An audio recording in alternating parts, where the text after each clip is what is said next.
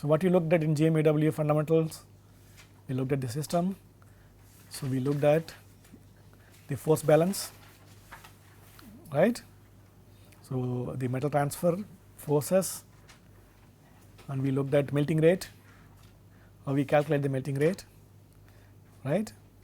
And then we looked at the transfer modes and the influence of current on the transfer mode. Okay. So, what are the advantages and disadvantages of the transfers we see, and then yeah. So, we are here. Move on to the another variant of consumable welding process, which is the by volume the most widely used welding process. That means number of man hours spent in welding, the SMAW or manual metal arc welding by far the largest, most used welding process. Okay. So, it is very easy to use, very user friendly, because you do not need complex systems, you just need to burn the electrode. You do not need a shielding gas in most of the cases, because most of them are self shielded. So, the electrode I showed you, so this is a typical electrode where you have a metal core, okay, the metal rod, and then a flux. Okay. So, the flux contains most of the cases the oxides. Okay. So, you can also change the basicity of the system by either having an titanium oxide or rutile based slags forming during welding, or alumina based slags, or calcium carbonate systems, or you can also have a calcium fluoride systems CaF2, and based on the chemical composition we can also choose the flux used for the actual coating, right. So, we will see in subsequent slides, but what you need to identify, understand here in this case is, so in this case the electrode is a self shielded electrode. So, where you have a metal core and a flux on top of the metal core, and this flux contains the elements which promote the shielding gas generation, as well as they control the liquid surface tension and the viscosity of the molten droplet, right. So, we can have a basic electrode or fluoride based electrodes. In most of the cases the flux contains a calcium carbonate to generate carbon dioxide, and then we add the other fluxes like titanium oxide, okay, or calcium fluoride to change the surface tension and the thermal physical property of the liquid metal, so that droplet transfer can be promoted in like either globular or in spray mode, right. Okay. The system is very simple.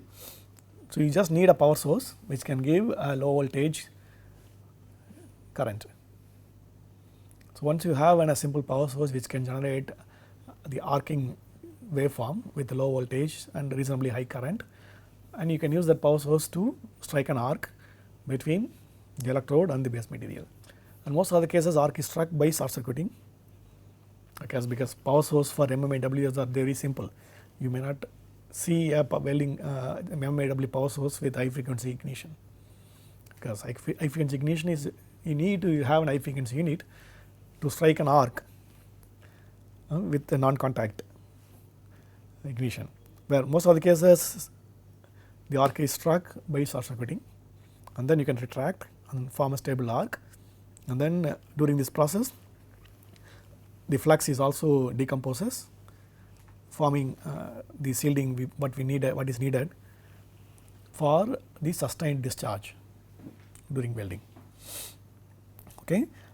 And during this process you also form a slag, and slag protects the weld pool, because when you have an oxides or fluorides, and they not only change the surface tension, and they also form a slag, and which protects the molten pool from the atmosphere oxidation and the vaporization.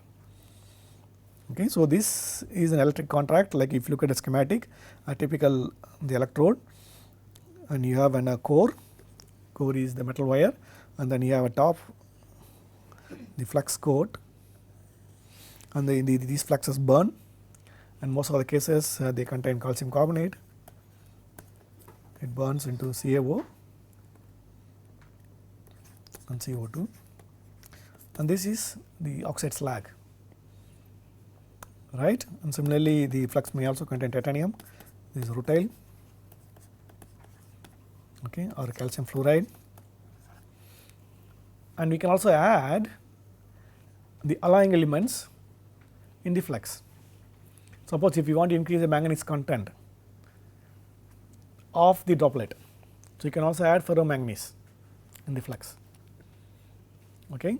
And if you want to change the composition of the metal core, a metal core can be simple plain carbon, iron, carbon, steel, but you can also change the droplet composition by adding the alloying elements in the flux. Okay. So, for example, most commonly the ferroalloys like ferromanganese and ferroboron, okay, and these are ferrochromium.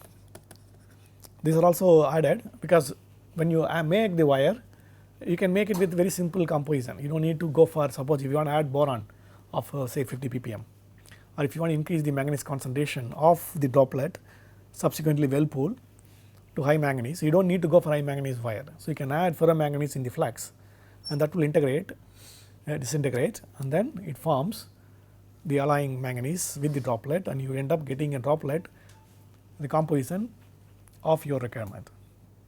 So, you can also play around the composition of the droplet by adding ferroalloys in the flux. Yes, it is clear. The process is very simple. You ignite an arc by short circuiting, and subsequently the vents. Yeah. So, what if the alloying element come out as slag? It will come out. For example, aluminum.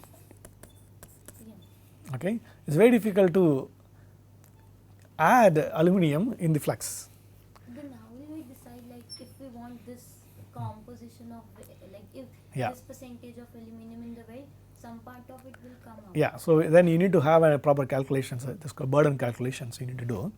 Okay, so most of the cases the aluminum is very difficult to add, or you need to very difficult to create aluminum containing droplet, because aluminum always oxidize. So, recovery of aluminum in the well pool is nil. So, that is why when you want to have an aluminum added to the pool, you always add in the wire, okay, and then have a proper shielding, so that aluminum does not oxidize. So, recovery of aluminum from the flux is very difficult. You do not really, because aluminum readily oxidizes. Okay. So, if you add a ferro aluminum, you will never get anything. You will get in most of the cases not even more than 0.28% aluminum. Okay. So, in that case you need to play around with the alloying element in the wire itself or in the base material, so that you can have a dilution from the base material coming to the workpiece. Yes, it's clear? Good. So, again it is simple. So, you melt the wire and then drop it is transferred, and it is also protected by the shielding, and then the flux also makes a slag layer on top of the molten pool, and you can break off the slag layer upon welding. Yes, it's clear how it is done? Yes. When it touches the material, it starts to melt, right? Which is? When the touches the material. Yeah. Whether the flux will melt first or? No, flux does not melt. So, the calcium carbonate disintegrates at much lower temperatures, around 600 degrees centigrade. So, when you have short circuiting, you also heat up the flux, and you would start disintegrating the flux, for example calcium carbonate. Okay. So, by 600 degrees centigrade it will start disintegrating into carbon dioxide. So, then you will already start generating carbon dioxide. Okay. And then the arc ignition is same as we saw in arc ignition mechanism during short circuiting. So, you have a Joule heating effect, and during this process you also generate carbon dioxide, right, and then you pull it slowly, and then you form a neck, and then you have a Lorentz force. Again the neck forms, heats up, enormous amount temperature is heated up.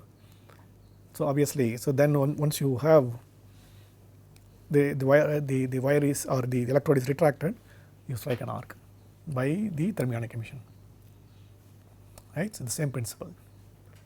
Okay. The only trick is to generate sufficient gas, carbon dioxide, CO2, and that can happen at much lower temperature, right. It's clear. Okay. The process is very simple. You don't need a complex the power source. As long as the power source can give you low voltage current, then should be all right. You can strike an arc. That is why this process is extremely simple and does not need any complicated the setups, and you do not need a shielding gas in most of the cases. That is why it is for low end applications, for high volume applications, the metal arc welding or a cylinder metal arc welding is very widely used. And most of the cases the electrode is like a stick, right. That is why it is also known as stick welding. Okay. So, stick welding. Okay, good. So, what are the characteristics? The equipment requirements are very simple. Okay. So, if you want to repair weld your the motorbike, you take it to a garage, and most of the cases you will be doing stick welding, SMAW welding, and you can do it by yourself. Okay. So, when you are for first year BTech students, we have welding workshop, and most of the cases we let the students to weld by SMAW. Okay. So, you get a feel of the welding, and it is a very dirty process, because the fumes you generate, especially the manganese fumes, it is carcinogenic. Okay. And also the oxides, the fluxes, when they burn, you inhale the welding fumes, and it is not good for health. Okay. So, that is why the welders' respiratory diseases are much higher than in any other jobs, because of the welding fumes. Welding fumes are not really good for human body. Okay. So, the prolonged exposure to the welding fumes by burning of fluxes, also the vaporization of the metals, it is not really good, but yeah. So, that is life. So, because of the low cost and high productive nature of this process, it is very widely used, and we can also play around with the consumables, chemistries, by changing either the core wire composition or by manipulating the flux composition. We can generate very wide range of consumables. Okay. So, and it is very extreme portable process. You can have a small rectifier inverter system which can give low current, low voltage current, and you can carry wherever you want, and you can just take it as a suitcase and go around. Okay. And then you start welding. The efficiency is quite low, because the radiation, the heat transfer from the arc is extremely high. Okay. And you also use the heat in the arc to burn the flux, and the slags which also carry the heat from the arc, and it is not transferred back to the workpiece. So, the efficiency is low compared to GMAW. Okay. Because the arc, the V column is also observed by the fluxes. Okay. So, you have additional heat taken away by the flux when they burn and disintegrate. The heat in the arc column is taken away by the burning and then melting of fluxes. So, the efficiency comes down, and also the process is open to atmosphere. So, you also have radiative and convective heat losses, and it is most of the cases done manually. That is why it is a manual metal arc welding.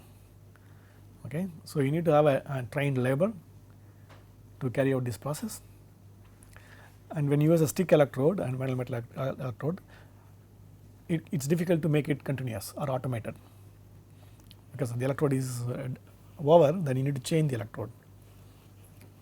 Okay. So, you can't make it a continuous electrode, because when you make it continuous, the flux gets broken. Okay. So, it is very widely used for structural fabrications. So for building bridges, for example, for fabricating a simple construction buildings. So these kind of the metal arc welding electrodes are very widely used, and shipbuilding as well. So if, as I said, in a typical ship, you have a kilometers of wells. Okay, so these wells are made by metal arc welding. Okay, and heavy engineering applications, earth movers, for example, welding thicker sections. These are done with the metal arc welding. Right? It's clear? Okay, good. So the consumable perspective, there is a very wide range of consumables are available, and we can also play around the microstructures. Okay, so by controlling the microstructure, we can also get the very good toughness. The main disadvantage of using MMAW is hydrogen absorption in the flux. Okay, so if you expose the electrode to atmosphere, and you can't weld as such, you need to heat the electrode above 100 or 150 degrees centigrade to vaporize the entire volume of the moisture accumulation, condensation. Okay, because the flux is very porous structure. So when you keep the electrode at room atmosphere, it gathers moisture. Okay, so when you weld the electrode as such after keeping outside in room atmosphere, okay, and you also generate hydrogen by disintegration of the moisture. So that would lead to the hydrogen diffusion in the weld pool. Subsequently, the weld would undergo hydrogen embrittlement. Okay. So when the stick electrode is used, when you receive from the company which makes the electrode, you always receive the electrodes in a very nicely packed, humidity controlled envelope, where the packing ensures no humidity condensation of the electrode. So moment you open the envelope, you need to keep the electrode in a very controlled atmosphere chamber. Okay. Otherwise, before welding, you always need to preheat the electrode to a temperature 100 to 125, not more than 150, to make sure that the condensed moisture is evaporated, right, and then you can start welding. If you do not do that, the most likely you will have hydrogen embrittlement issues. Okay. So we can also play around with the fluxes to improve the transfer characteristic as well as the weld pool dynamics. So we looked at an activated TIG, right, a TIG. So we add oxide fluxes or fluoride fluxes. So these fluxes favorably change the surface tension of the weld pool. Okay, so if you add those fluxes and you also improve the weld pool dynamics, so you can achieve the better penetration by changing the composition of the fluxes, right. So for example, you can also change the composition much easily. So I have given two graphs, so comparing 2.5% nickel electrode and convex electrode, and by changing the nickel composition, we can achieve a very good crack tip opening displacement. Toughness can be increased significantly. So this kind of alloying strategy we can think about to improve the metallurgy of the weld pool, right. In a GMAW, it is not possible. What you give the filler, that is what is going to happen, except you may lose some elements. It is very difficult to control the alloying strategy in GMAW, because that is fixed by the filler composition, and here you can play around with the fluxes. So you can generate your own composition of the weld pool. Okay, so the metal transfer in most of the cases in SMAW, it is globular, assisted by the fluxes. Okay, the droplet diameter is much smaller because surface tension decreases. by the addition of the fluxes, especially rutile containing titanium oxide containing electrodes. It can influence surface tension in such a way that the droplet can be detached with much smaller diameter, right.